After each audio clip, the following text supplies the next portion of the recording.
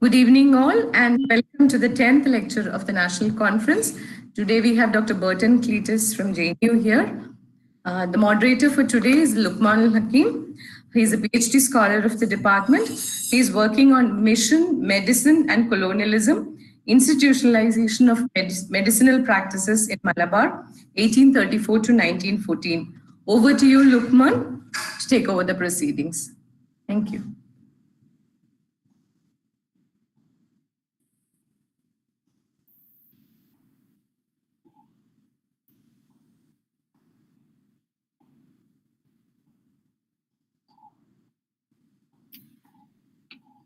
Luqman, can you hear me? Ma'am. Thank you. Thank you, ma'am. A very good evening and a warm welcome to everyone joining us for another session of the 7-day online national conference conducted by the Department of History, Sri Shankaracharya University of Sanskrit College, in honor of Professor Paslithil and Dr. M.T. Narayanan on their retirement. The ongoing theme of this webinar is Critique and Construction, Contemporary Writing on Histories of Keralam.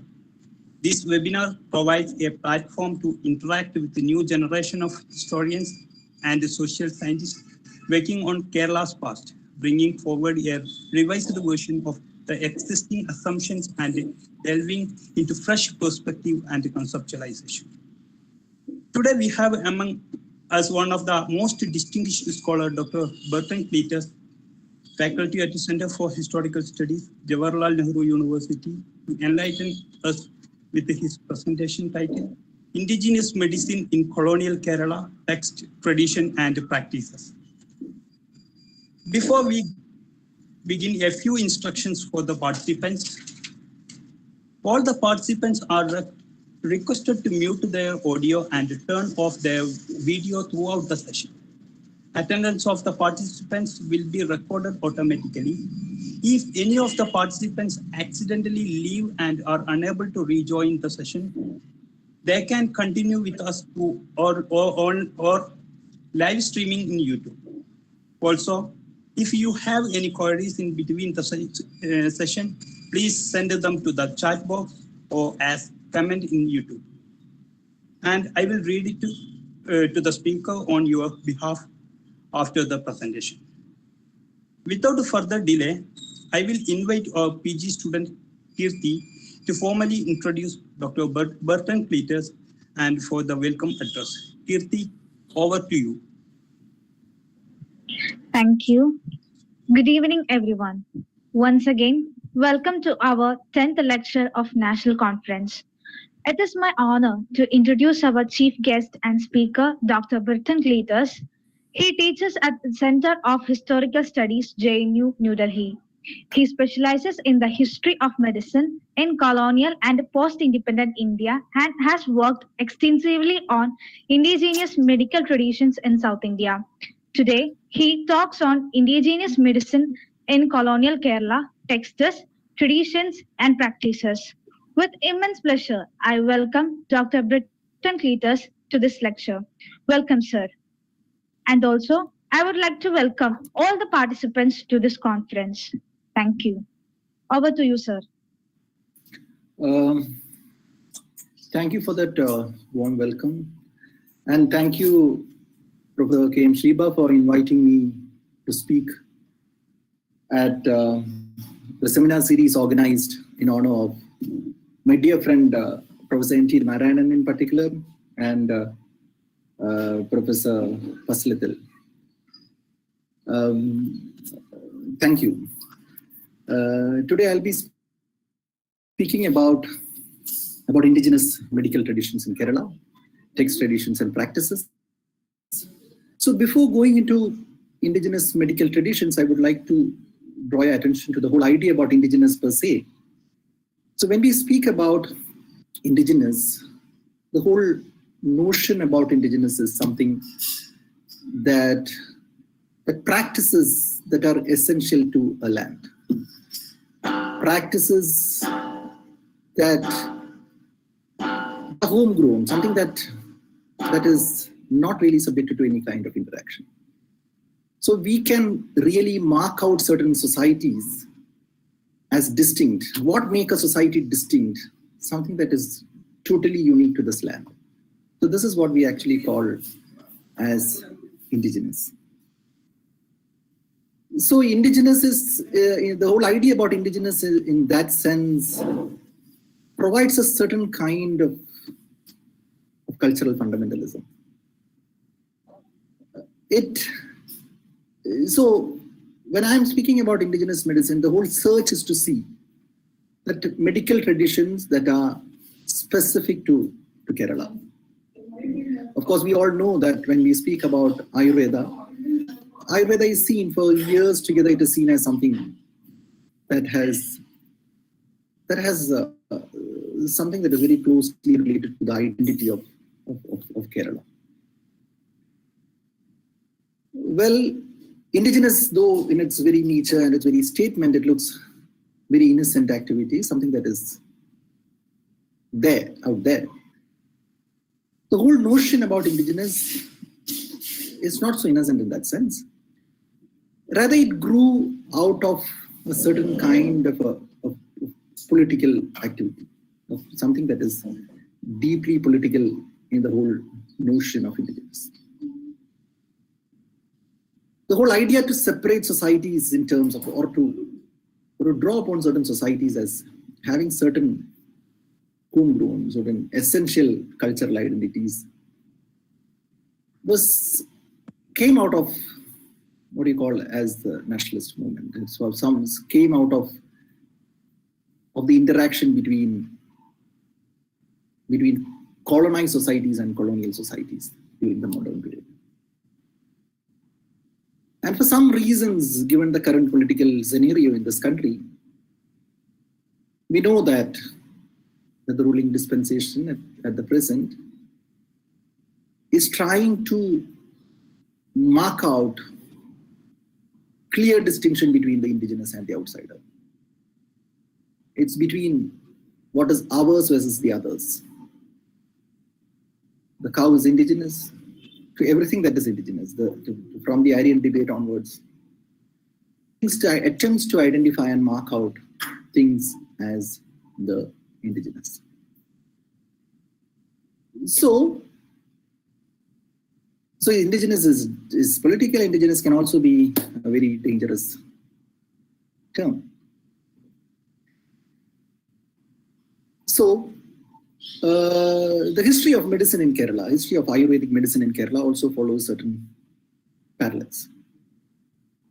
It is closely interlinked to modernity, is closely linked to the manner in which indigenous medicine has actually come into the stage. Ayurveda has actually emerged as the medicine, as the generic term of India in general and Kerala in particular. So one of the work that most of you might be familiar with is a work of Professor K. N. Panikar, who was my teacher, who taught in JNU, and also was the Vice Chancellor of your university. His work comes in the late 70s, 80s. He's written a small piece, an article about the Kottakkal Ayurvedishala. So this, when he was writing this particular piece, this follows from the earlier kind of historical writing into history being written in new terrains. New kinds of histories have been written. Students of history, you know that it's all started with the political history, with the history of a progress, positivist. Then it had Marxist, different terrains into it. And in places like India, it was all nationalist history that was written. Then Panikar calls himself a Marxian nationalist, where he writes about this particular kind of a piece where he says that nationalism was not confined. That was the argument that he's putting forward. Nationalism was not confined to what you call as political, but you can actually find it in other domains, in the domain of medicine. And medicine was certainly one of the domains within which nationalism could actually be seen. And that Kottakkal Ayurvedishala, its protagonist, P.S. Warrior, was a nationalist in medicine. He was national. So when you say that, when you speak about nationalism in that sense. For him, Vairya was somebody who was not a revivalist. He was, of course, partly who tried to revive medicine, but not fundamentalist in that sense. He was, of course, he did not really leave tradition to go to modern. Rather, he interacted with modernity, interacted with Western medicine in order to produce something new. And that was something that was necessary. A modern medicine, the modernization of Ayurveda was something that was necessary. And Ayurveda was in some sense remained stagnant. It remained without change over years, and it did not get modernized, and it remained in the 20th century history of Kottakkal and history of Ayurveda was a history of modernization of Ayurveda, which was something that was necessary. So this is the history that this is the article. This is something that is out there in Panikar's work, which was also mentioned in a few other works like Deepak Kumar and others who actually wrote about that. So there's a problem, or how do you read this? So the underlying logic about an article that Dr. Panikar makes is that medicine is one. Medicine is universal, whether it's Western medicine, it shares, and that science is something that is rational. Science is also universal in character, and that when you rationally inquire into it, you actually find the truths. There is a truth that is unfolding. It follows a positivist logic towards unfolding of truth. So,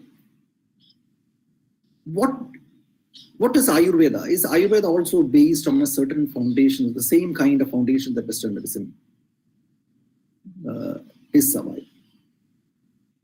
So we realize when we look into the text, particularly the work of Francis Zimmermann, he's an anthropologist from France. So he tries to look at the text, and he tries to make these classifications that Ayurvedic text classifies places, bodies, and so on. Then you have also other kinds of work of Stephen Engler, who makes these parallels between the cosmology of the cosmology of the world with the idea of the body, that both the universe is based on a cooking. The sun acts as a cooking, and that the body also is, there's a fire within the body, fire within the belly, which actually cooks the body cooks the food from one stage to another. So there is an epistemological binary between Western medicine and Ayurveda. Though, of course, you can find parallels in Greek medicine to the classical Ayurvedic text. Ayurveda is based on a different kind of a foundation. When you say that it is based on a different kind of a foundation, to what extent you can actually engage with Western medicine? Can we actually have the kind of researches that is going on in Ayurvedic colleges across the country? And if you actually follow some of these debates that were happening, or some of these government orders that has been coming over a period of time.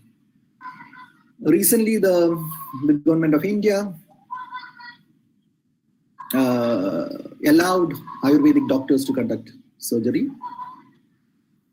Then, of course, there's been huge funding towards trying to figure out the relationship between yoga and the brain, and how it can actually enhance brain cells.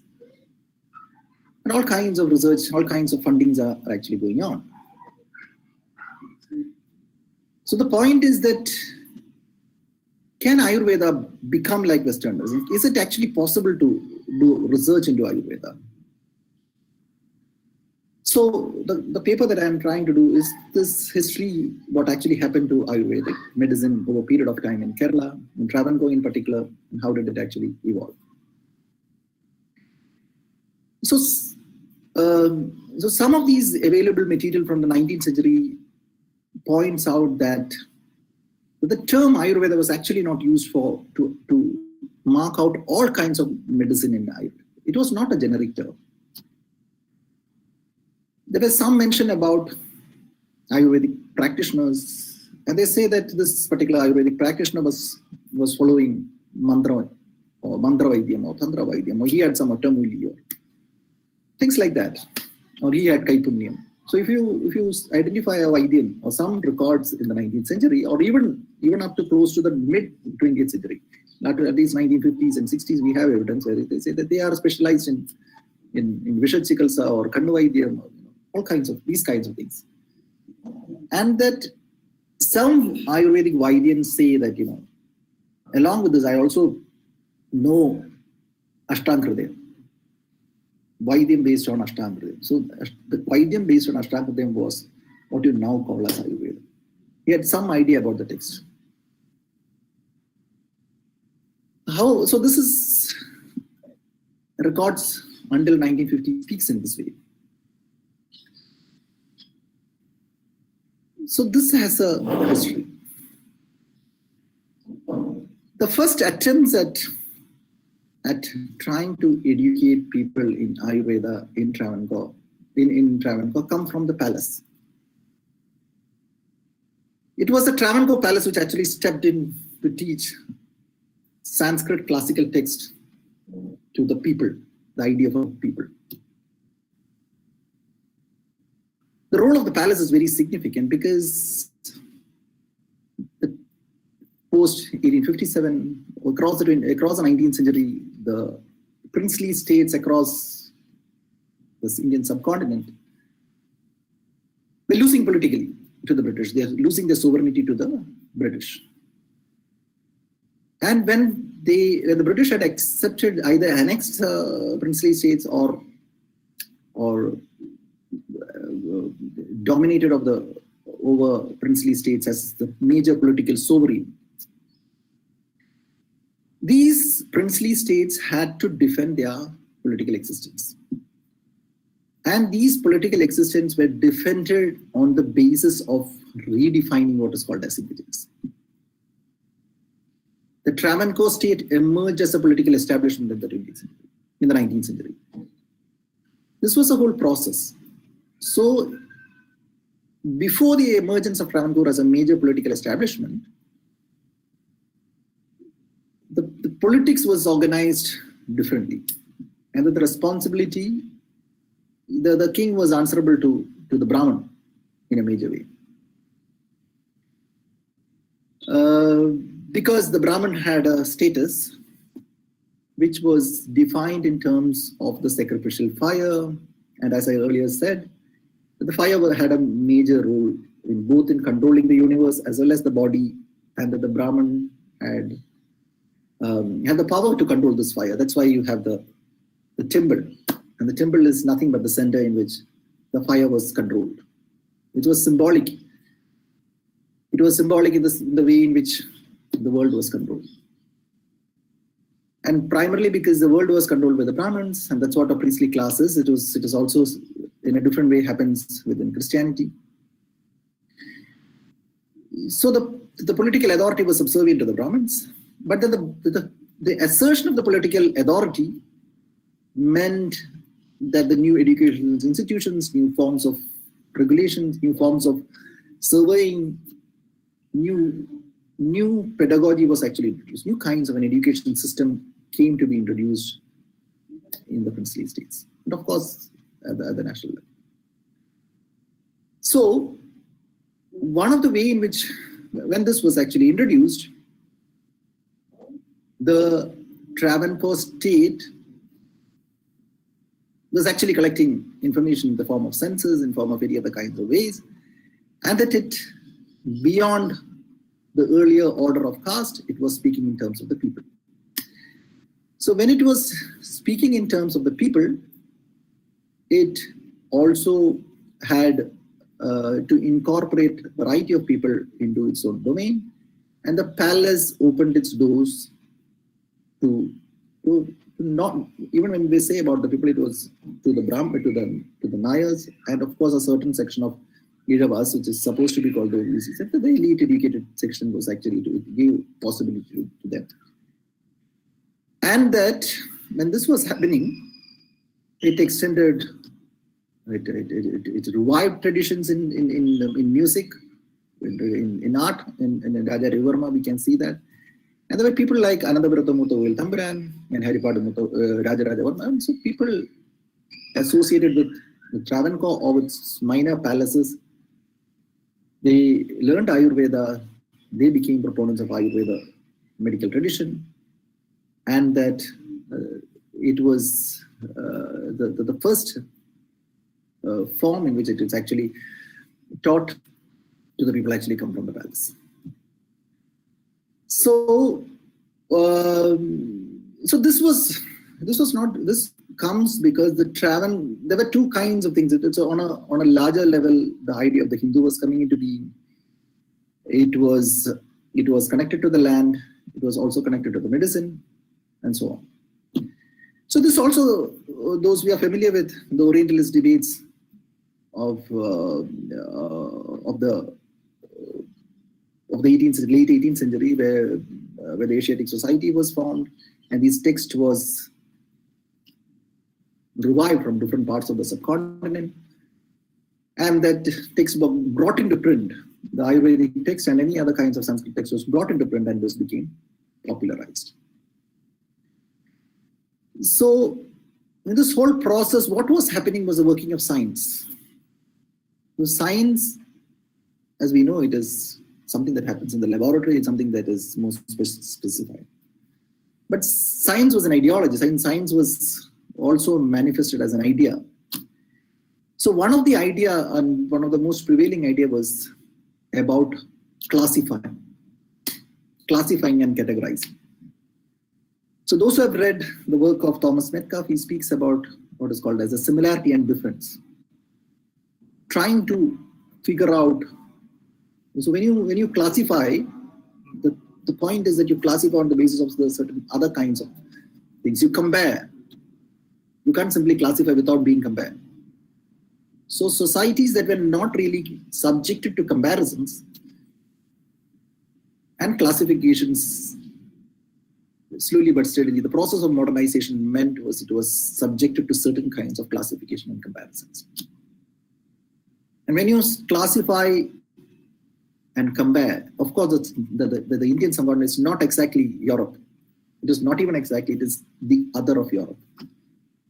Africa is other. So you have to again mark out Africa from India, India from Indonesia, India from Latin America. So these kinds of classification, even from within Europe, you have different kinds of classes. So this is how the world was mapped. A particular kind of a geography was mapped and marked across the globe in terms of people, in terms of bodies, in terms of cultural differences. So while marking out the subcontinent, one, they mark that there is something that is essential to the Indian subcontinent. And Orientalists like William Jones and others were particularly interested in this essential difference that marked out in the Indian subcontinent as a distinct entity. And then you had this whole idea about tropical diseases, about tropics as being something different. And then one of the other things that they actually marked out was caste. So the problem is, once you categorize things and people, the categorization don't really end. You find new ways of categorizing. And one of the things that they came to India, they realized India is a subcontinent with its distinct, but then one of the most important thing is caste. It is organized hierarchical, it is in a pyramidal fashion. And that's Brahmins at the top, then you have caste down the ladder. And that when they marked out people on the basis of their caste hierarchies, they thought that these are not merely convenient ways of classifying. Rather, these classifications are real. And that is why the Anthropological Society of India was formed. When you say that the Anthropological Society of India was formed, the responsibility of the Anthropological Society was to go around meet people, measure their heights, measure their nose. That's what nosology is. Or you measure the size of the nose, and that they measured the brain size. That means when you say there is a caste hierarchy, that caste hierarchy is writ large on the body of the people of the subcontinent. It's there. It's not some hypothetical assumption that have been made. That is real. That can be measured. That can be written. You can see the weight. The brain size of the Brahmin is larger than the brain size of a Dalit. That was the whole idea. So caste became real. And when you make the caste, they're intellectually superior, and that the knowledge forms of the Brahmins are the predominant thing, the essential foundations of knowledge, and that all other kinds of knowledges that you find around are actually degenerated versions of the Brahmins. So if you know the Sanskrit text, if you know the essential principles of what is being mentioned through the classical Sanskrit text, you're able to understand the subcontinent. You are able to understand Indian society in terms of its cultures, in terms of the religion. You know the Sanskrit text, you know the religion, religion in its totality. You know Ayurvedic text, you know medicine, medical traditions in the subcontinent in its totality. So, so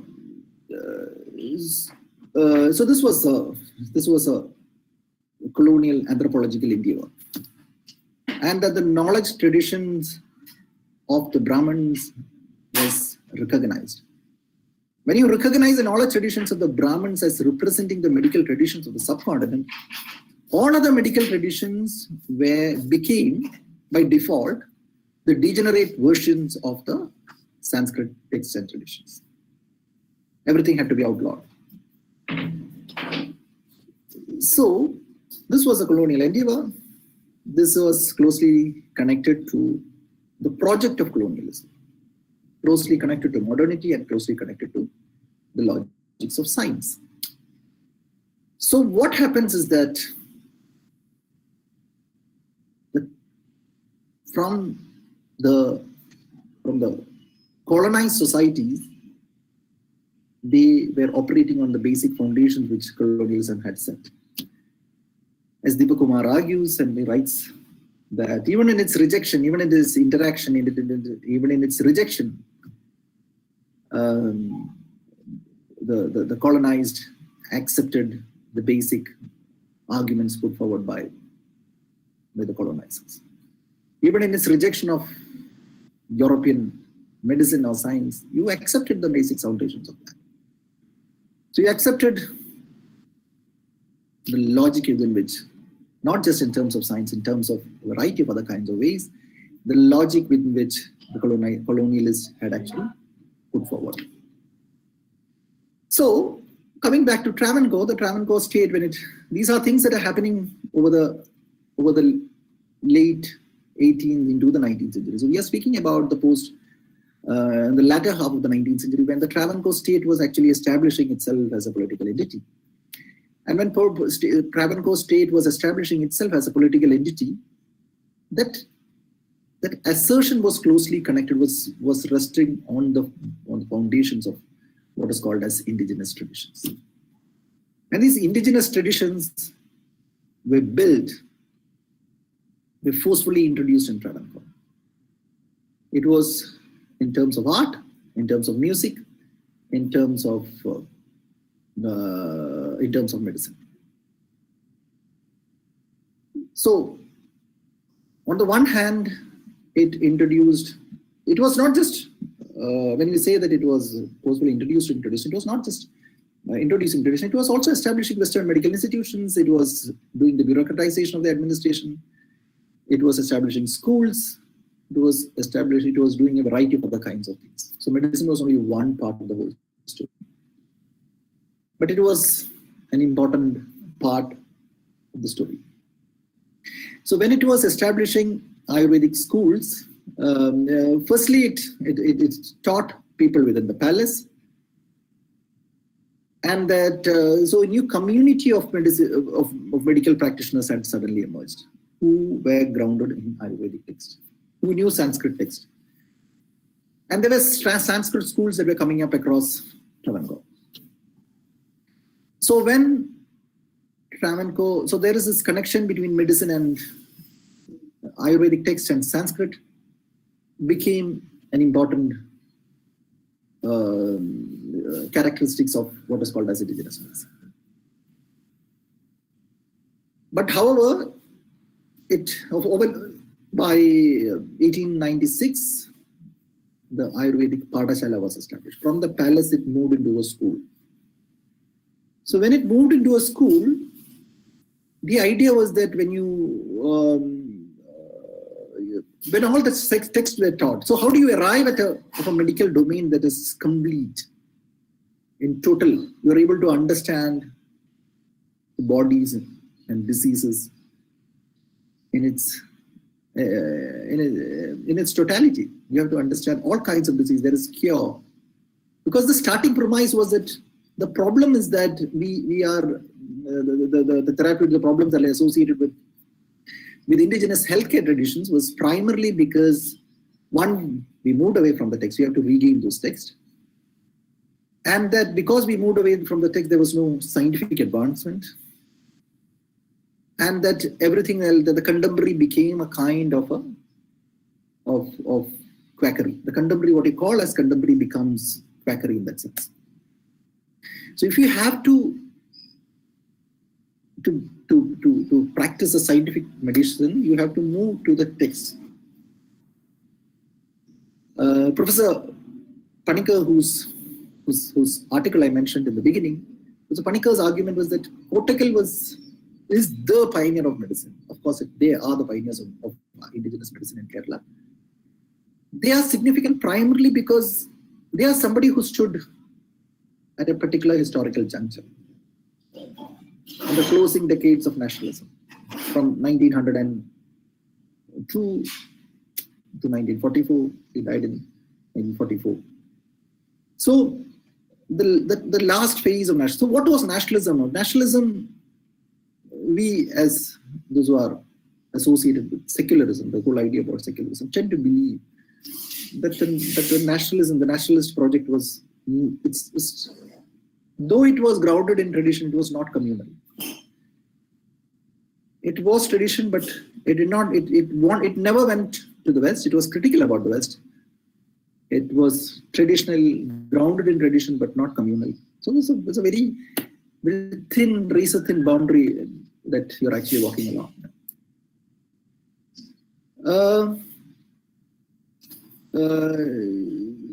But you have in Travancore, it probably was happening in the latter part of the closing to the mid 20th century. But when it started off, the idea was that we wanted to create the Ayurvedic science of Ayurveda. But if you wanted to create the science of Ayurveda, you should learn, you should teach students all these Ayurvedic texts in its totality.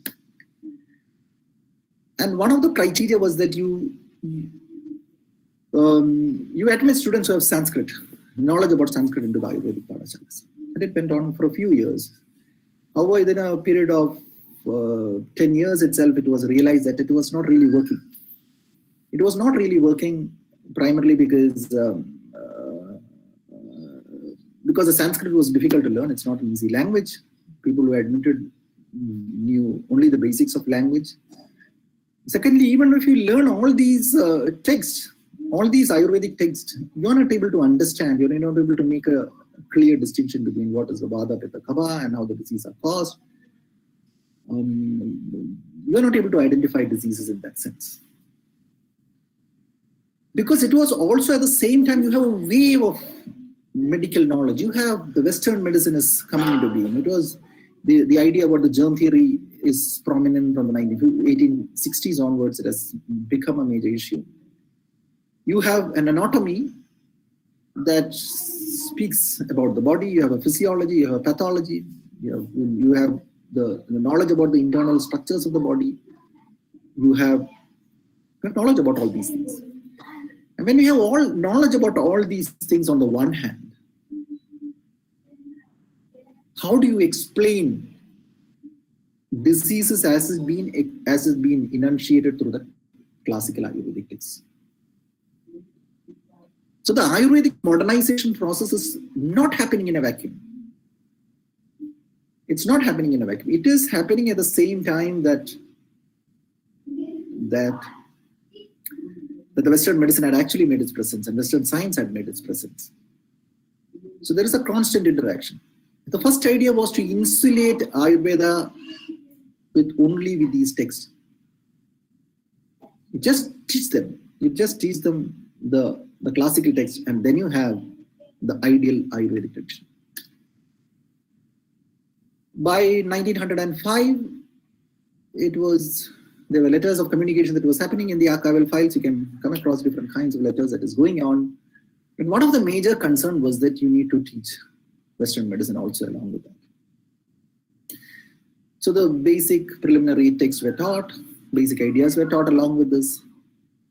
And when these basic texts were taught along with Ayurvedic texts, Western medicine was also introduced in Ayurvedic colleges.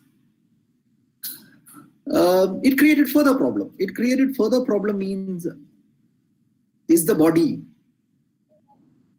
structured on the basis of what is being spoken in the Western medical, what we know, or is it something else as it's being spoken in the classical text? And then if you look at over years, this remained a recurring problem. There have been divide. There have been people who argue that let's not teach Western medicine because these are operating on two different epistemic premises. These are structured differently. You cannot merge together. There's been strong voices towards that. But then these are state-run institutions. Travancore Ayurvedic School, later converted into an Ayurvedic college, is a state-run institution. So when you say it's a state-run institution, the state state is on the one hand structuring itself as scientific, constantly calling itself as scientific, constantly calling itself as progressive and modern states. So the states, and a lot of these princely states, whether Travancore, Mysore, Baroda, Tanjavur, they're all modern progressive states because they embraced modernity in a big way. That's the whole idea that we come across. So when they embraced modernity in a big way and they were a modern state, they cannot really close their boundaries. They can close their doors to the arrival of new ideas, particularly the arrival of Western, the notion of the principles of Western medicine. You cannot insulate Ayurveda from that. So this was taught. This created further problem. But then there was something else that was actually happening along with this. Even when this crisis was prevailing, one was that the Travancore state stepped in to give grant and aid to institutions and scholarships to students. So what is a grant and aid after all? So grant and aid is basically to support an institution. So when you say that you support an institution, you also deny support to a group of other institutions. That's all. That is basically the objective of grant and aid. You basically say that these institutions and these people are unqualified. We don't recognize you. Basically, the idea is not to recognize. His whole objective is to say that we don't recognize you. We don't recognize your institutions. We don't recognize your practice. So the grant and aid is, and any grant is not a free lunch. All grants are always follows a lot of rules that you have to follow. A lot of it comes with a lot of rules basically. So what happens is that the grant and aid also comes in that way, where the Ayurvedic Vaidyasalas who were applying for grant or who were eligible for grant, were supposedly eligible for grant, was to, firstly they had to function as the arm of the state, They have to follow the government rules from time to time. They have to prepare, keep a register of the patients who comes and goes. They have to prepare the list of medicines which they give to the patients. There, the Ayurvedic Shala or the Vaidya Shala it's not something in the Vaidyan's house, but you need to have a hospital. You need to have a clinic with one room, properly ventilated. The medicines have to be bottled, preserved, labeled, and kept. He also has to give the list of the kinds of disease that he cures in terms of cholera or the kinds of disease that were popular in Travancore at that point in time. So a whole series of restrictions actually follows. And then again, if the Travancore state is running a school, obviously the rule is that you need to have a degree from that school. You need to have some kind of a certificate from that school. So you need to know Sanskrit. You need to follow some kind of either earlier it was from the Padashala or later it was from the college, the degrees from the college. So it means that a lot of people were excluded from the grant. So the grant was in a means primarily aimed at the popularization of Sanskrit-based Ayurvedic medicine among the people. It is the only medicine that is recognized by Travancore. The Travancore state refuses to recognize a medical tradition that is not being taught in the Ayurvedic colleges, not a Sanskrit medicine, not Ashtakritam. So this created a lot of this. So when this came, there has been, again, of course, a lot of people applied, a lot of people who are not trained in the colleges put in the application for the grant to recognize the Vaidya. Because to get a grant was also, when you get a grant, you also get certain kinds of titles. You are entitled and you are recognized by the state, which became a very big thing at that point in time. So people collected signatures, people petitioned, and that when people petitioned, and people said, if you look at those petitions, they're quite interesting petitions when they said that, the Vaidyan who were practicing Vaidya, who don't really have Vaidya Shala, who was a practicing Vaidyan, had been practicing medicine for generations. His father and grandfather and his entire family were physician, probably Vaidyan. They basically possessed an automuli, something that is hidden. We don't really know what exactly it is. Something that is hidden, a hidden quality in order to cure, and so on. And then the entire village actually signed and gave these petitions to the government. But it was largely rejected. Most of the cases they were rejected on the ground that he knows the art, that's fine, but he doesn't know the science of medicine. There is something called the science of Ayurveda. So the science of Ayurveda is basically the Ashtakritam text and the knowledge of Sanskrit text. And then there were constant inspections. People's grants were suspended. People were denied grants and so on. So this whole process through which Ayurveda was emerging through state patronage. And that some evidence we have which also says that the kind of medicine that were practiced particularly in Travancore, I'm largely speaking about Travancore, were also called as Chindamani medicine. It's a broad thing. It had Tamil influence and so on. So Ayurveda was not really popular at that point in time. So, but the state never went back. The moment it actually stepped in to introduce the classical text or its absorption of Western medicine into the Ayurvedic colleges and practices, never went back. It is something that continues into the present. it is something that continues into the present, which is taught in the Ayurvedic colleges. If you look at the syllabus of any universities that are taught Ayurveda, most of these students are actually recruited from those who have actually gone through the +2, after the 10 +2, they write the entrance exams. Everybody want to go to MBBS and then dental, and then down the stream they get into Ayurvedic colleges. And if it is Ayurveda, it's not that you don't get into Western medicine, you go into Ayurveda. Nobody does that. After agriculture and then after veterinary and after many things, it actually comes. The rank is actually lower. And even if they study, they for a few years they are introduced into both. They are introduced into Western medicine. They're taught Western medicine for a few years. They're also taught Ayurvedic medicine for some years. And then they become Ayurvedic doctors. They treat according to Western medical categories in terms of diagnosis. They use all kinds of equipments.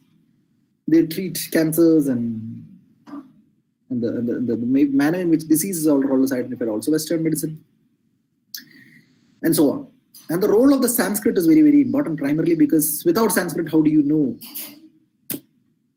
Ayurveda? If a person like you or me doesn't know Sanskrit, it's fine, because though it is supposed to be the ancient language of this subcontinent, it's fine. But an Ayurvedic practitioner and an Ayurvedic student is supposed to know Sanskrit. But then they don't really know, because as all of us know, they come from +2 and so on. Then they have been taught at the Ayurvedic schools. So once when I was doing my research I happened to visit one of the Ayurvedic colleges in Kerala, and basically to see the students and speak to the teachers and so on, field work. And then it was exam time.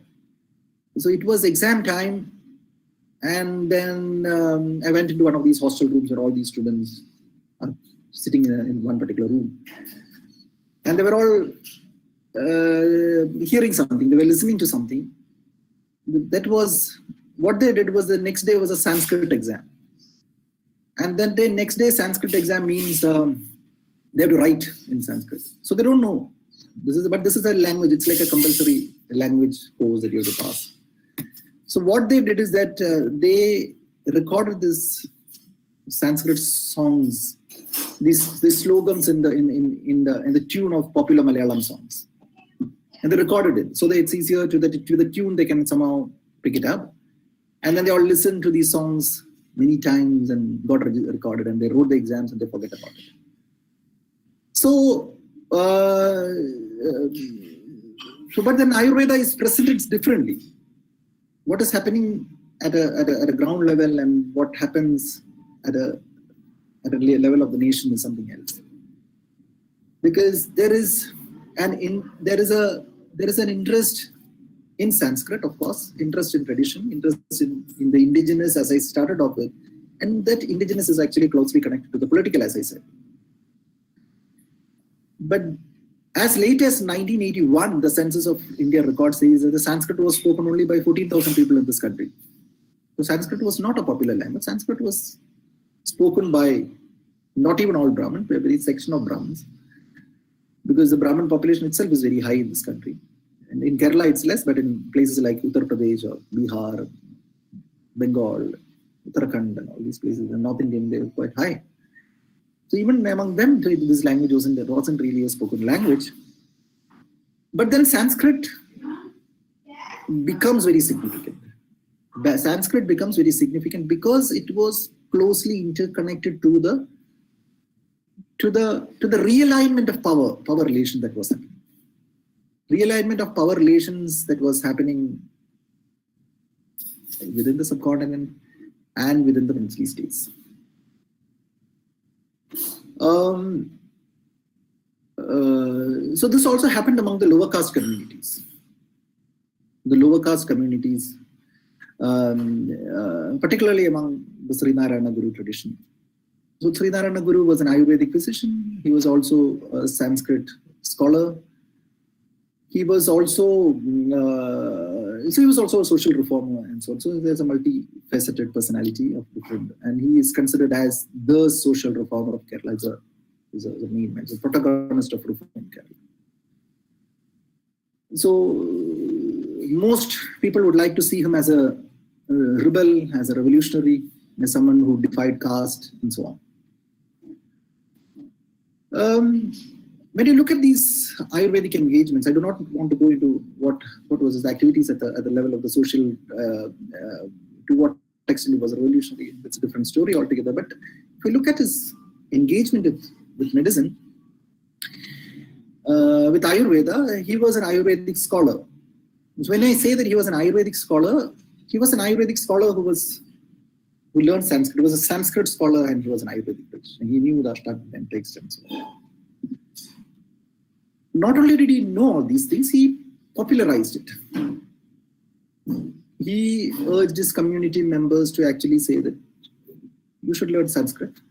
And he started Ayurvedic Sanskrit schools. A lot of Sanskrit schools in Travancore is actually established by, which actually continues into the present, was established by Narayanan. And then he also he wanted his community members to change their social status, because how do you change your social status? Changing the social status is quite important. It's not so easy. So if you want to change your social status, you need to transform your social status. You cannot really do certain things. You have to do something else. So for him, changing the social condition means, of course, on the one level, he was critical of caste, that the caste is something that is oppressive in nature and something that cannot be accepted and so on. But on the other hand, he had a particular idea of the body. On the one hand, you critique somebody. That's how we always do. You critique somebody, but you also look towards yourself and say that, what is the problem with me? Why am I at a lower level? He looked at his community members and said that basically that the lower situation is something that is also you need to engage in reform. You have to self-reform, and then you need to transform. So on the one hand, he said that you have to change. You have to change primarily because the bodies have to change. That means that the lower social condition is actually embedded within your own body. He urges community members, like, you restrict from eating meat. At times he also said, of course, we all know that he said that don't consume alcohol. Don't engage in the occupation of alcohol. So it was, when you say that don't consume alcohol, it was basically the idea that when you consume alcohol, the alcohol it has an effect on the body and it has a mind. It is not able to think rationally. You're not able to think rationally primarily because under the influence of alcohol. That's there. But he also said you don't eat meat. You also don't consume fish. Because his idea was that once you consume meat, once you consume fish, they actually has an influence on what is called as the bodily composition. The body becomes blocked. Because the mind is something that is connected to the body, and the inability to think rationally is actually the bodily conditions are actually stagnated. So, and then the reform movement took shape. And one of the arguments that the reform movement took forward, was that Iravas by tradition are actually Ayurvedic practitioners. This was the argument that they were putting forward. And that by the early decades of the 20th century, there was also the information about the Hortus Malabaricus coming in. The Hortus Malabaricus is a text. Those who know about this, it's a 12-volume text. It's not an Ayurvedic text, but it's a compendium of plants in Malabar. It was written in Kochi It was composed by the Dutch governor of Malabar by the name Hendrik van Reed. And that it basically, you can look at in your library, it basically has a description, as an illustration, as a Malayalam name, the Latin name, the Tamil name, and so on. It has uses, it's about describes the fruit and so on. So it's a little bit of medicinal knowledge. It has descriptions of the total plant. So what happens is that in the beginning there are four certificates, attestations by 3 Brahman Pandits and an Irava, and a Chogan. It is called, not Irava, it's called as Chogan. There's a Siddhankavat, Vinayavat, and Apu Pandit are the 3 Brahmins, and the 4th certificate is by a person called Ityachudan. And he says that he's a Chogan by caste, and is by tradition they were practicing Ayurveda. So for the Iravas, it becomes very significant because the Iravas said that, we are practitioners, we are basically medical practitioners by tradition.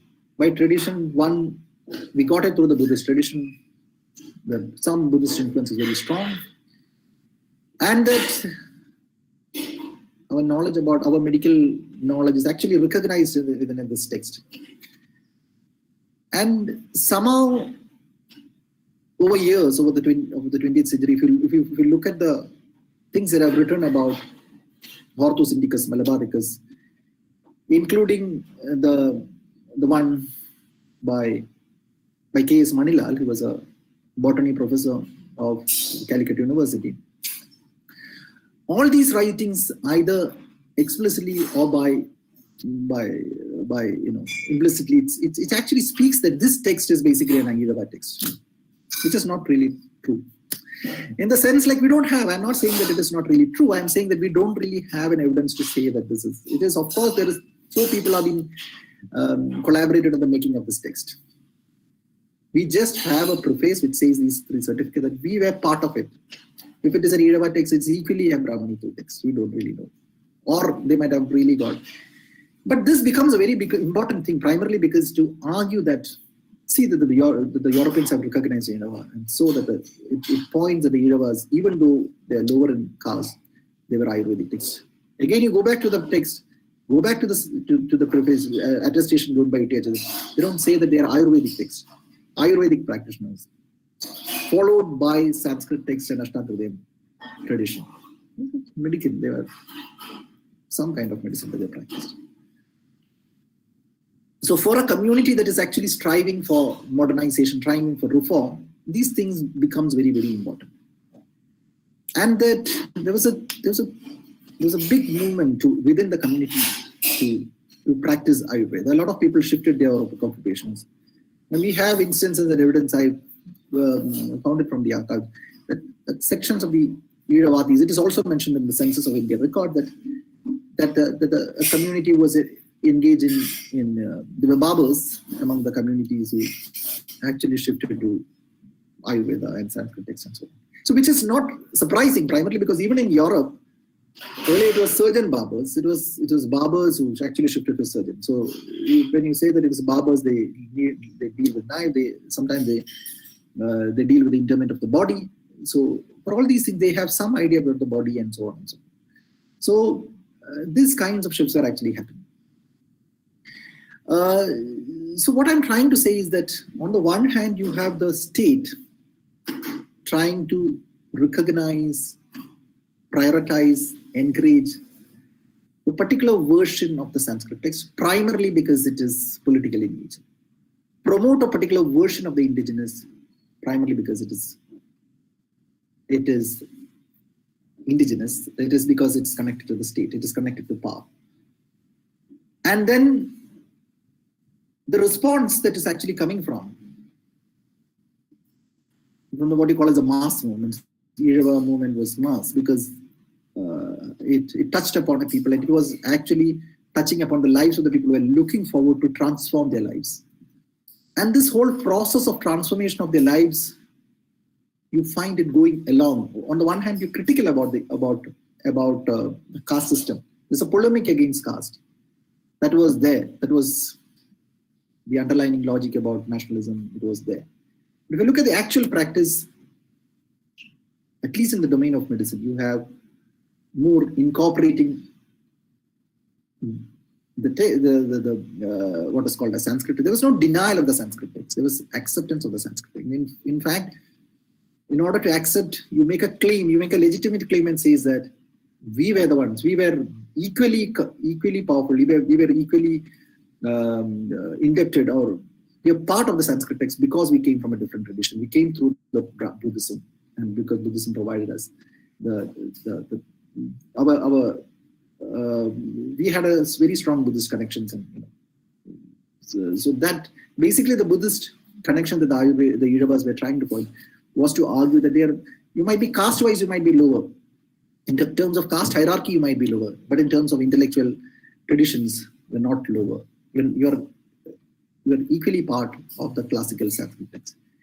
So what happens is that the promotion of Sanskrit text that was happening, the promotion of a Sanskritized medical tradition that was happening in Turkey, and the marginalization of non-Sanskrit text that was happening, was happening on the one hand, it was happening at the level of the state. Of course, we can understand that the state promoting a particular kind of worship, but on the other, it was this reform was also connected to this kind of a marginalization, and that this so reform is basically about you get rid of a lot of things and you become part of upper caste practices. So this is what Srinivasan writes in his famous ideas about Sanskrit. It is also mentioned even before Srinivas wrote about it in the 50s and 60s. It is there in the census records. It's there in the census records in 1910, in 1920, in 1911, 1921, 1931. In 1931 census says that lower caste communities basically has a desire to absorb, accept upper caste practices and so on. It's something that is a pan-Indian phenomenon and so on. So, so what I basically was trying to say, that the indigenous medical model, what is indigenous medicine in that sense? So this had an impact on indigenous medicine. If you look at 1921, there is a Usman Committee report from 1921. He draws upon, there was largely, he basically tries and understand the diseases, and he says that diseases largely were understood and classified and explained in terms of fevers. There were different ways of understanding fevers and so on. That's a kind of medicine that is prevalent in the local level. But over years, these kinds of centralization, this institutionalization, and the domination of Ayurveda as a single entity, to a large extent, undermine local practices. And that when you speak about indigenous, the indigenous becomes, indigenous in a certain sense becomes Ayurveda. And that indigenous is not just away from power, not just away from politics. It is closely linked to the working of power relations within a society. But you can see at various levels. It can see at various levels, and how does it work? In terms, for example, if I'm a Christian and if you speak about Christian, the Christianity remains outside. It's always the very fact that you remain Christian, it always remains outside. Or if you look at Islam, that you remains outside. But then Christianity came 2000 years back and somehow or the other. And that it became part of the, evidence says that the coconut comes in the 5th or 6th century AD. That means it comes before coconut. And Islam comes roughly in the 6th or 7th centuries. But then, knowingly or unknowingly, this whole process of category, it is of course, it is a deliberate, you can call it a communalization and things that are happening. It is not just a communalization that is happening now, but the very process of modernization has been marking out certain things as indigenous and marking. And when you mark something as indigenous, you do exclusions at two levels. On the one hand, you exclude a lot of people as outsiders, that is Western, but you also mark out and exclude certain people at the local level as who are in confrontation, who are also outsiders, who basically are an attack or a threat on what is the essential indigenous. So, so the indigenous is something that is in between the West, India, that is the outsider, but you are also marking out somebody, the outsider from within, somebody who does not qualify to be called the essential indigenous. So the history of Ayurveda in that sense is basically a history of exclusion, a history within which is closely interconnected to the making of modern societies within the Indian subcontinent. Thank you.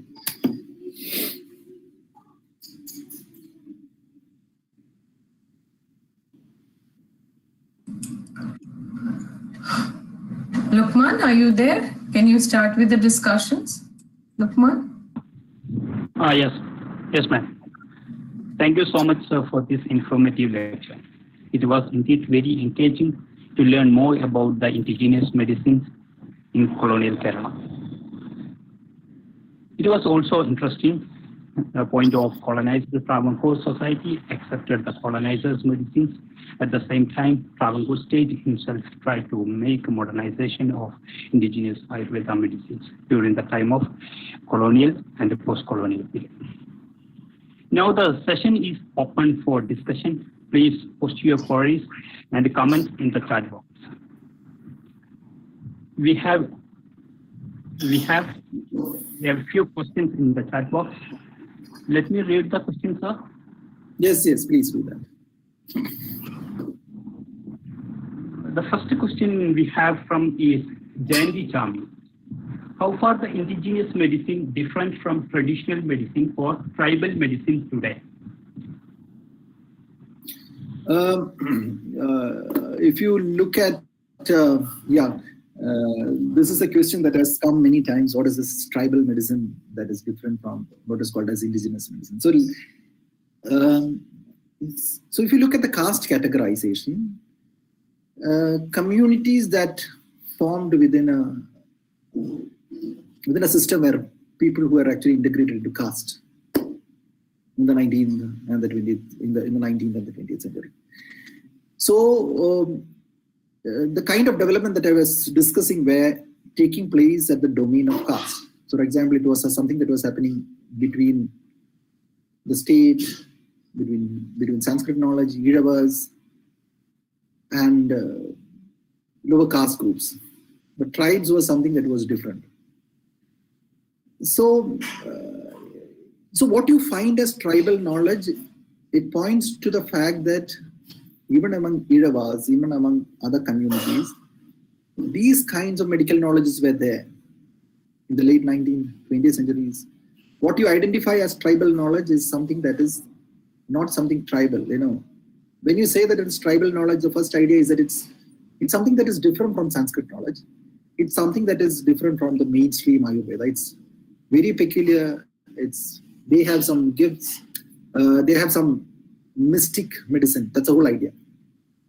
This is exactly that the archive speaks.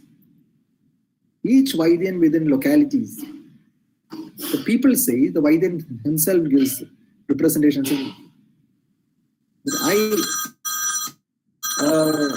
I possess some kind of medicine. I have a Vatamuli, and people say that he has an Vatamuli. He has been practiced medicine. He has divine qualities. He's a Divyan. He's both a priest and a medic. So this is what it's popular everywhere. But what happens is that tribes, for some reasons, remained outside the purview of the state, remained outside what is called as a social reform process that we discussed. So their medicine remained as something that is frozen in time. You can see this is tribal medicine, that is different. And we also have now that, now the search for the indigenous is there. As Immanuel Kant says, that the truth is best heard from the mouth of the fools, as Francois Rabelais says. So you find the truth within the lowest, and tribes are something that is, people would like to take a vehicle to Wayanad and see the Kuruva tribe there. There is some, because you look for, you somehow made the tribes to be frozen in time. They're there. That's how this desire for what is also called as a tribal medicine comes in.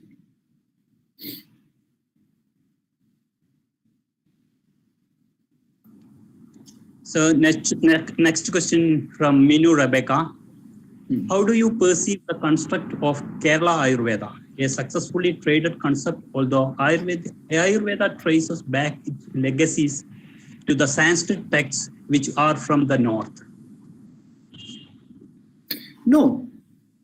So I would always say that the revival and reform and institutionalization of Ayurveda is closely interlinked to what is called as modernities, are mostly connected to the introduction of Western science and medicine in any part of the country. So, and that Kerala is the place where modernization had happened in a major way across time, and particularly after the Christian missionaries and so on and so forth. So the response to that and the institutionalization of Ayurveda happens as a response and happens as a byproduct of these kinds of changes that happens during the time of colonialism. So it is quite natural that Ayurveda becomes as a center because there was the reform and revival and institutionalization comes from this kind of a relationship. So your question is that Kerala is the space of Ayurveda. Yes, it is the space of Ayurveda, but that the space of Ayurveda, it's, as I said, it marginalized a lot of other kinds of medical traditions. Even in a pan-India level, there were all kinds of medical traditions in Tamil Nadu and everywhere, every community, because medicine is something that is very close to the body. So medical traditions exist everywhere. But then the question is, why is it that Ayurveda emerged? Because Ayurveda emerged over a period of time, as I said, because it's closely connected to the interaction with what you call as modernity, but also it also had something to do with the tourism industry and so on, where there's the government initiative in order to promote Kerala as the Ayurvedic destination. So all these things, and of course the Kottakkal. If you look, I didn't speak about the Kottakkal history and migration, which is a different story altogether. So that all these developments helped in emerging Ayurveda as the destination.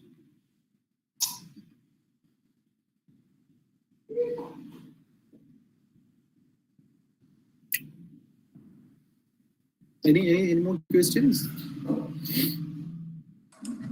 Any more questions, Lukman? Yes, there are questions. Maybe Lukman's call has dropped.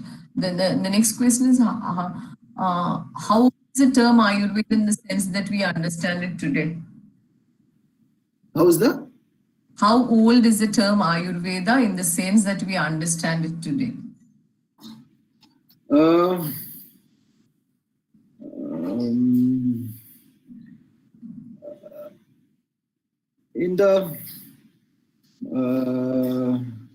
We don't really come across, of course, there is in government records, you find the term Ayurveda that is mentioned in the late 19th century and so on, but mostly it is written as Ashtang Hridayam text. Ashtang Hridayam Vaidyam, that's what it has been constantly mentioned. And some of the Vaidyams, as I said, that they say that, I know Tandram, Mandram, Vaidyam, Vatamuli, Kaipunyam, and Ashtang Hridayam Vaidyam. So the constant reference in the 1920s and 30s were basically Ashtang Hridaya Vaidyam. And so, of course, we know that Ashtang Hridaya Vaidyam is the one that is actually spoken as, because Ashtang Hridayam is a text that has been spoken and which actually emerges as Ayurveda. But I think the popularization of the term had a lot to do with the post-independent era, because the post-independent India was basically promoting the nationalist state, and when nationalist state was being promoted,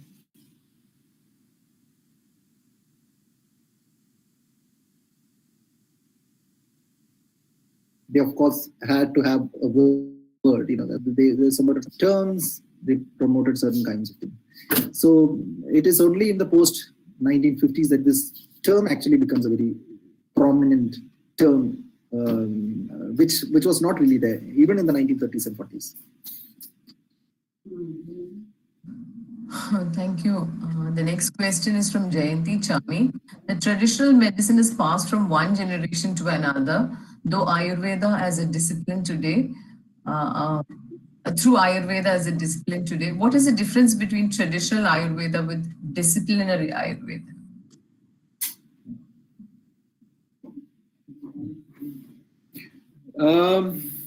The point that I was trying to make is that the tradition itself was in a major way promoted, major way revived and created. That's the whole point that I was trying to do. So if you're looking at traditional Ayurveda that has been passed on to one generation to another, there are, and when you say that it is a traditional Ayurveda that is passed on one generation to another, if you are speaking about the classical text that's been passed on to one generation to another, of course, this transfer of text, Sanskrit text within Brahmin families is something that happened, including Ayurveda, among various other kinds of texts. And these happened within generations. Of course, you know, it happens within the family. And that it was not just in Ayurveda in terms of all other kinds of medicines. Generally, it is from fathers to son. It's a family way it has been transformed. So the question was that it was how does it differ from the modern Ayurveda? Isn't it so? What was the question? Was it how is it different from the modern that has been taught in Ayurveda colleges or something? Isn't it? Hello. Yeah, the traditional, the difference between traditional Ayurveda with what has been taught as a discipline. Yeah, of course it is there. The problem is that if you say about traditional Ayurveda, if it is taught in the families, they can have the liberty to teach the text, you know, or but in a disciplinary way, discipline is a college. It's an Ayurveda college, and when you say it's an Ayurveda college, it has to teach certain things. And it is when you say it is a college, and if you say that okay, we are teaching medicine, and when you teach it is medicine, you say that you need to know the body, you need to know the cells, you need to have the laboratory, you need to speak in terms of a language that is about diabetes and cholesterol and so on. So if you go to an Ayurvedic college and if you say that I have heart pain, of course the patient himself is saying that in terms of heart pain. The doctor knows that the patient speaks. So the doctor also says, go and take a scan. It passes through all the kinds of things. And that comes up with a different diet and so on. But then the doctor knows that there's a heart. So, for example, if you look at the biography of P.S. Warrior, he says that some of these texts, what is said in the classical text, does not really stand. It is not based on any kind of logic. For example, in the classical text, the heart is mentioned as an inverted lotus. How can a heart be an inverted lotus? If the heart is an inverted lotus, the blood will flow down into the body. So it cannot be an inverted lotus. It is basically, as I said, it is said in the according to the heart is different. Basically, it doesn't say that it's according to it. The heart is different. The heart is there. You know that we see the heart. You can operate the heart. The heart is a heart. It's not an inverted lotus. So the Ayurvedic college students, it doesn't say that heart is an inverted lotus. Heart is heart. So they know it according to the modern rationalities. So according to modern rationalities, when you have been taught all these things, and how do they arrive at the balance between the humors? This was a problem. So, but then in its archival files, it's constantly been said that let them realize, let them learn both, and let them arrive at the conclusion. Because science is universal, and science they cannot be one knowledge, and so on. So when the crisis occurs, the problem is that let them learn both, and when they learn both, they will be able to understand both better. So this was the whole idea, and they left it there. There was no conclusion, and this problem persists from the late 19th century onwards, the entire 100-150 years. This whole issue about how to resolve this binary between Western medicine and Ayurveda. It continues into the present. And there's no answer. That's not going to be resolved at all. The next question from Razia is that what is the traditional practices of Ayurveda? What is the traditional practice of Ayurveda? I don't know. I think she has to frame the question a little differently. Traditional practices of Ayurveda, I didn't quite understand what she actually wanted to ask. Could she ask what does? Okay, next question from Sanu PC. Colonialism viewed disease such as leprosy that colonialism. Little slowly, Sanu. Little slowly. Colonialism diseases such as leprosy that spread from one person to another with a great apprehension. Many of these diseases were later diagnosed and treated, even in Europe. But in the early stages of colonialism, the notion of the tropics as landscape of dreaded ill health. Notion of the I can't sometimes hear notion of early stages of colonialism. Notion of the tropics as landscape of dreaded ill health prevailed. Can you comment on this? Yeah, I have written an article in EPW related to this recently, so you could read that. Because as I said that the tropics were seen as the disease, as a space of disease. So when they encountered the tropics, most of these disease theories were based on what the Europeans wanted to understand, what the Europeans thought about it, right? So if you say that the bodies are not the same, the bodies are different, it is the bodies are different. What shapes the bodies? The bodies are basically shaped by the environment and the climate.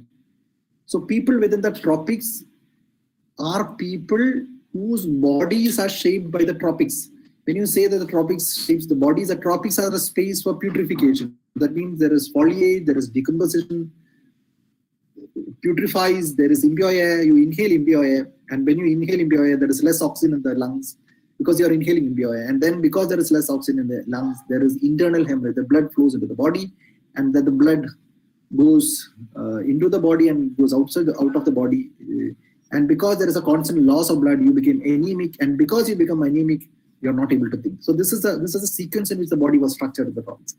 So what the Europeans, when they come suddenly, they can't really stand the tropics, they will die. So all these medical theories comes because the Europeans were coming and dying here.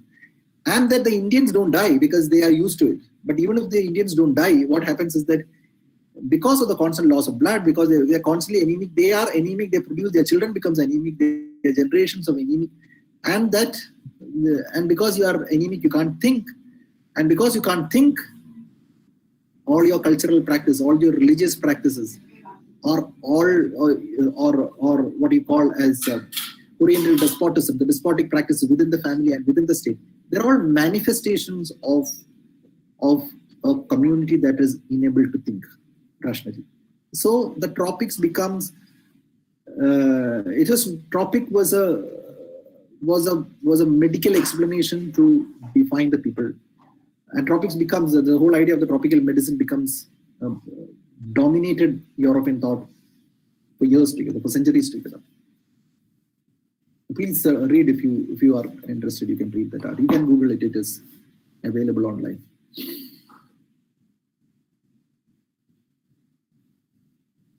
Hello. Next question. Next question was from Anup. There have been studies in Malabar on the persistence of caste and religious consciousness during the colonial period. How did modern medicine negotiated with this pressure from colonized space? There was caste and religious pressures, and how did medicine negotiate? Is that what? Yeah. could you just tell me, let me know once again, what is that question after all? Okay. There has been studies in Malabar on the persistence of caste and religious consciousness during the colonial period. How Okay. did modern medicine negotiated with this pressure from colonized spaces? What had medicine to do with all these castes? That's what the question is, I think. Is it about modern medicine or about traditional medicine? What exactly is it? Modern medicine. Okay. Of course, modern medicine, not just in Malabar, but gave space, was a leveling factor. It gave, with the emergence of what is called as the public domain, caste boundaries, people were able to go to hospitals, and caste boundaries were often breached, and so on. So this is a history of modernization in everywhere, particularly in Kerala, that modernity gave new spaces, institutions of modernity, including education and healthcare, gave new spaces, new opportunities for lower caste communities to improve their social conditions, which you actually find in compared to other places, compared to North, compared to many other places. Kerala what you call as modernity certainly gave space to lower caste communities in a big way. There's no doubt about it. Next question from Preeti George. Was Ayurveda exclusively practiced by monks? In the process of modernization, was the Western practices of nursing adopted in Vaidyashalas and Ayurveda hospitals? Yes, it was. Western medicine practices were adopted. You should visit an Ayurvedic college and see how it is actually happening there. It is not immune to, because the problem is that students also comes from people who have got a particular kind of a marks. They get admission after +2. They because even when we are all trained in schools, we all have an idea about what. When you speak about the body, immediately the anatomy comes, physiology comes. So, and then you have been till +2, and these are science students from science streams. They join the Ayurvedic colleges, and then it's a little difficult to say that the body, according to Ayurveda, what you consume, what you eat, actually transformed into 7 dhadus. Right? It transformed from one stage to another, to blood, to chyme, to flesh, and the final stage is the 6th stage is sperm, and then you have ojas. That is a mystic thing. So it's a little difficult to actually imagine that. It's but then you're learning in Ayurvedic colleges. So how do you go? But then there are possibilities of understanding certain medicine, certain plants, and certain drugs to be used to help the body and so on. So then Ayurveda is also actually working on this principle that meat cannot be consumed. Meat is the vegetarian. It's a vegetarian diet will actually happen in the body. So it also falls into an essential body which is close to nature and so on. So this crisis is there. It's not that all the crisis needs to be sorted out and solved. It won't be solved. Some crisis remains. It simply continues. That's it. The next question from Kavi Arasan. Was it any response by marginalized physicians who practiced based on religious text? Like how Siddha medicine emerged against Sanskrit-centric Ayurveda? Yeah. No, it is. It is because, as I said, that because it was connected to the power relations, there was particularly in Tamil Nadu, there's this movement, the Tamil identity and Tamil nationalism was in the emergence of Siddha medicine. And then if you look at, there is a lot of parallels between Siddha medicine and Ayurveda. and that the emergence of Siddha medicine as a distinct entity was also to try and separate itself from Ayurveda and say that, see, we have a different and distinct tradition. It also happens between Unani and Ayurveda. Though there are all crossovers in the early late 19th century, there were lots of parallels, but the kind of issues that are not really medical in that sense. There are social and there are political. There are issues related to identity. They had a major influence in marking out medicines and separating itself from other kinds of medicines. So this is something that is actually happening.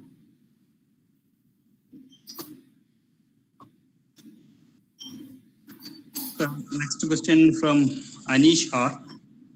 We have an excellent history of the making of Ayurveda under colonial modernity. Kottakkal Aryavaidya is a classical case. However, the low caste Iyava was left to Sanskritized rather than allowed to fashion their modern self under colonialism as Ayurvedic practitioners. Why did it happen in this way? See, that is what I'm saying, that lower caste communities, they don't really, if you look at Tamil, of course, there is a Tamil nationalist identity that is coming into being and so on. That's why it actually separates itself. So, again, when you're speaking about Iyava, the Iyava medicine, there is a lot of Tamil influence that is there. But over a period of time, the whole process of institution, the whole movement towards social reform, means that you actually practice, you actually incorporate practices that are Sanskrit in nature. That's how it went. Because when you say about reform, the word reform means that you separate yourself from, you're reforming. You're reforming means you're changing. You're changing into something new. You transform. And when you say that you're transformed, means you certainly transform from a certain kind of a behavioral practice, a certain kind of lifestyle into certain new. So what was it? It was a view, it was a movement from one way of life to another. And of course, we all know that, Sri Narayanan Guru clearly said that don't consume alcohol. So when he says that you don't consume alcohol, alcohol, of course, is not something that is nobody advises to consume. But then he had an idea that when you consume alcohol, it had a change in the body. It influences the bodies. It not only Ayurveda, it not only alcohol. If you consume meat, it has an influence on the body. If you consume fish, the ideal thing for him was to be a vegetarian. The vegetarian does not. The body doesn't get energy. The body gets overheated. The body doesn't get blocked, because the whole idea was that if you consume meat, consume things that are not necessarily needed for the body gets blocked, and that falls to ailments. That's a sin. That's something that is you are inflicting on your own body, and including sex. Sri Narayanan Guru was a yogi. If you look at his biography, he says that he married, or so something is there, some connection with women. He married, okay, but then later he left. We don't know anything about his wife, and he became a yogi because sex was something that is sin. What about again P.S. Warrior? P.S. Warrior has also some story to say, some association, but later just left. He remained a bachelor. Why are they? What is it that driving people to say that sex is something that is a sin? Because that was even Gandhi's experiments with his whole body, how he can actually restrict from sex and so on and so forth. So sex was considered as a major sin. If you look at a lot of these records in Kerala, Ayurvedic records, people say that, for example, the 7th stage is Ojas. I just mentioned that. The 7th stage of the Dadu is Ojas. The 6th is sperm, Shukla. It's basically sperm. So Ojas is the vital energy. That is an idea. We don't know what exactly. So the patients constantly say that I lost my vital energy, I lost my Ojas. So how did you lose your Ojas? Because of drinking. But the primary concern was that having sex with outside marriage or multiple women. And that they say that the Ojas, I saw Ojas going out of urine. white. So the ojas is also, it's basically the sperm is being going out of urine, the body becomes weak, the body becomes anemic, and so on. So when you say that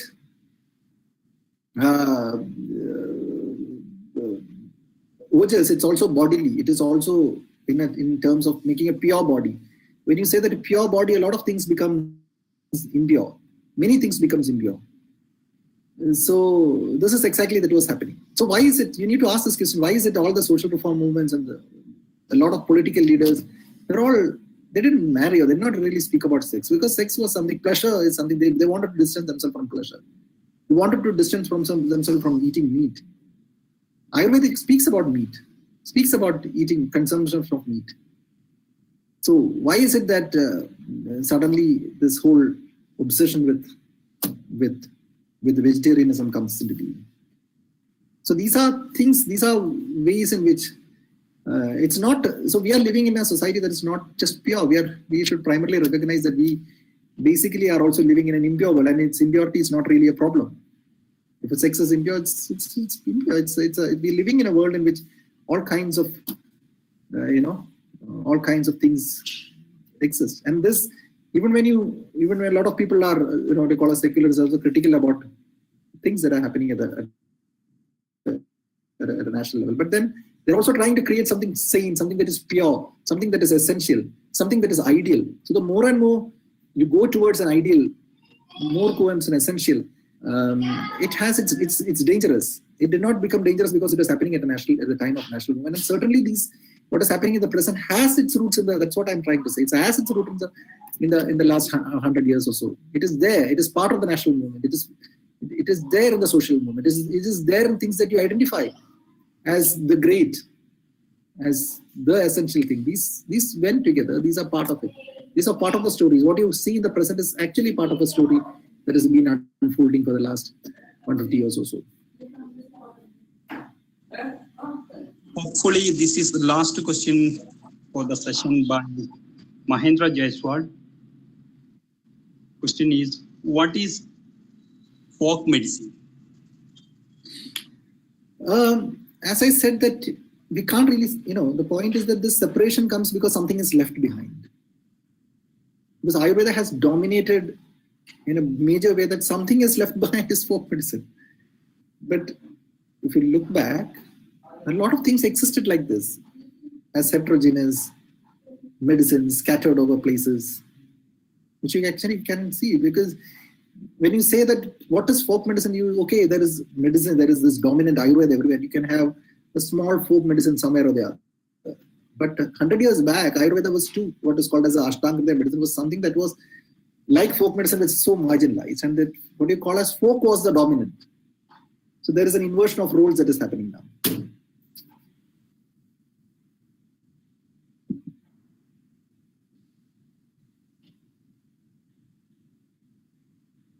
I think the questions are over.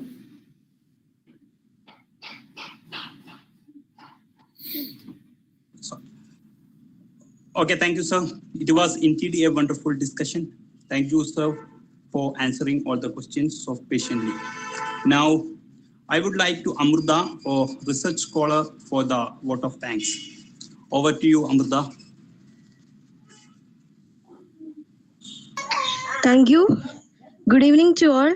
I feel honored having an opportunity to offer vote of thanks on this occasion. We are grateful to Dr. Burton Cleetus for expressing views on the topic Indigenous Medicine in Colonial Kerala, Texts, Traditions and Practices. On the behalf of Department of History, Sri Shankaracharya University of Sanskrit, I express my sincere gratitude to you, sir, for making the session highly informative. Thank you, sir. Next, I extend my sincere gratitude to all the participants. Thank you, all of you. Thank you very much. Thank you, Dr. Burton, for that very informative session. Thank you so much for being with us. Thank you all participants for joining us again today for the 10th lecture. We meet again tomorrow.